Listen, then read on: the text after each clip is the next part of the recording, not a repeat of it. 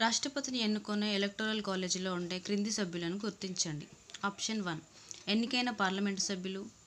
Option 2 ఎన్నికైన ఢిల్లీ, పుదుచ్చేరి మరియు జమ్మూ కాశ్మీర్ కేంద్రపాలిత ప్రాంత శాసనసభ్యులు. ఆప్షన్ 3 రాష్ట్రంలో ఉండే విధాన పరిషత్ లేదా మండలి సభ్యులు. ఆప్షన్ 4 ఎన్నికైన రాష్ట్రాల శాసనసభ్యులు. ఈ క్వశ్చన్ వచ్చేసి మనకి రాష్ట్రపతి ఎన్నిక గురించి. రాష్ట్రపతి ఎన్నిక అనేది మనకు ఒక ఎలక్టరల్ కాలేజ్ ఇవ్వబడిందండి. అది ఆర్టికల్ 54లో మనకు ఎలక్టరల్ కాలేజ్ గురించి వివరణ ఉంటుంది. ఈ ఎలక్టరల్ కాలేజ్ మనకు రాష్ట్రపతిని ఎన్నుకుంటారు. రాష్ట్రపతిని మనం పరోక్ష పద్ధతిలో ఎన్నుకుంటాము. అంటే పరోక్ష పద్ధతిలో అంటే ప్రజలు ప్రతినిధులను ఎన్నుకుంటారు, ఆ ప్రతినిధులు రాష్ట్రపతిని ఎన్నుకుంటారు. అలా మనకు ఆప్షన్ 1 చూస్తే ఎన్నికైన పార్లమెంట్ సభ్యులు అంటే పార్లమెంట్లో ఉన్న లోక్సభ మరియు రాజ్యసభ సభ్యులు ఇద్దరు కూడా, అలాగే లోక్సభ మరియు రాజ్యసభలో ఉండే ఎన్నుకోబడిన సభ్యులు మాత్రమే ఇందులో పాల్గొంటారు. నామినేటెడ్ సభ్యులు పాల్గొనరు. అంటే రాజ్యసభకు రాష్ట్రపతి గారు 12 మంది సభ్యుల్ని నామినేట్ చేస్తారు, వారు ఇందులో పాల్గొనరు. లోక్సభకు 2 ఆంగ్లో ఇండియన్స్ని నామినేట్ చేశారు, అంటే అది అంతకుముందు ఉండేది, ఇప్పుడు లేదు. సో వారు కూడా రాష్ట్రపతి ఎన్నికలో పాల్గొనరు. అట్లాగే సో ఇది ఆప్షన్ 1 ఎన్నికైన పార్లమెంట్ సభ్యులు రాష్ట్రపతి ఎన్నికలో పాల్గొంటారు, ఇది కరెక్ట్. ఆప్షన్ 2 ఎన్నికైన ఢిల్లీ, పుదుచ్చేరి మరియు జమ్మూ కాశ్మీర్ కేంద్రపాలిత ప్రాంత శాసనసభ్యులు.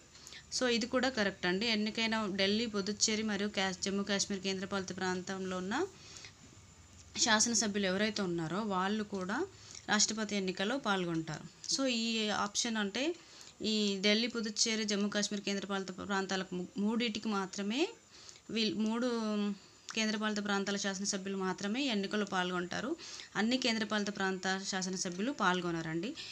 ఈ మూడింటికి కూడా మనకి ఎప్పుడు ఇవ్వబడింది అంటే 1992లో 70వ రాజ్యాంగ సవరణ చట్టం ద్వారా మనకి వీళ్ళకు పాల్గొనే అవకాశం ఇచ్చారు. ఈ 1992లో చేసిన 70 రాజ్యాంగ సవరణ చట్టం 1995 జూన్ నుంచి అమల్లోకి వచ్చింది. సో అప్పటి నుంచి ఈ 3 కేంద్రపాలిత ప్రాంతాల శాసనసభ్యులు కూడా రాష్ట్రపతి ఎన్నికల్లో పాల్గొంటున్నారు. ఆప్షన్ 3 వచ్చేసి రాష్ట్రంలో ఉండే విధాన పరిషత్ లేదా మండలి సభ్యులు.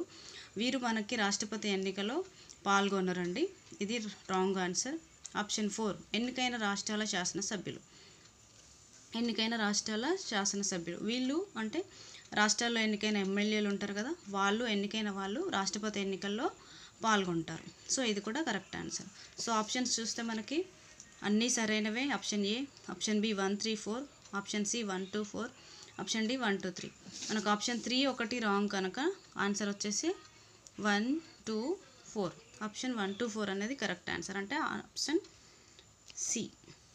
సో ఇక్కడ మనకి ఆర్టికల్ 54 ఎలక్టరల్ కాలేజ్ ఇది వచ్చింది కదా. ఓకే, నెక్స్ట్ ఆ రాష్ట్రపతి ఎన్నికల్లో మనకి రాష్ట్రపతి ఎన్నికల్లో పార్లమెంట్కి ఎన్నికైన సభ్యులు ఉంటారు కదా, వాళ్ళు కానీ రాష్ట్రాల్లో ఎన్నికైన సభ్యులు కానీ ఖచ్చితంగా ఓటు వేయాలనే నిబంధన లేదండి. వారి ఇష్టం, వాళ్ళు ఓటు వేయొచ్చు లేదా అసలు వేయకుండా ఉండొచ్చు, వాళ్ళకి ఇష్టమైన వాళ్ళకి ఓటు వేయొచ్చు. పార్టీ విప్ జారీ చేయరు. మీరు పలానా వ్యక్తికే పలానా అభ్యర్థికే మీరు ఓటు వేయాలని పార్టీ విప్ జారీ చేయదన్నమాట రాష్ట్రపతి ఎన్నికల్లో. ఓకే, సో అలాగే దీని గురించి ఈ పార్టీ విప్ జారీ చేయకూడదు, ఖచ్చితంగా ఓటు వేయాలనే నిబంధన లేదనే దాని గురించి 2012లో ఎలక్షన్ కమిషన్ రాష్ట్రపతి ఎన్నికల సందర్భంగా ఒక పత్రికా ప్రకటన కూడా జారీ చేసింది. సో ఆప్షన్ వచ్చేసి మనకి option C correct answer. Thank you.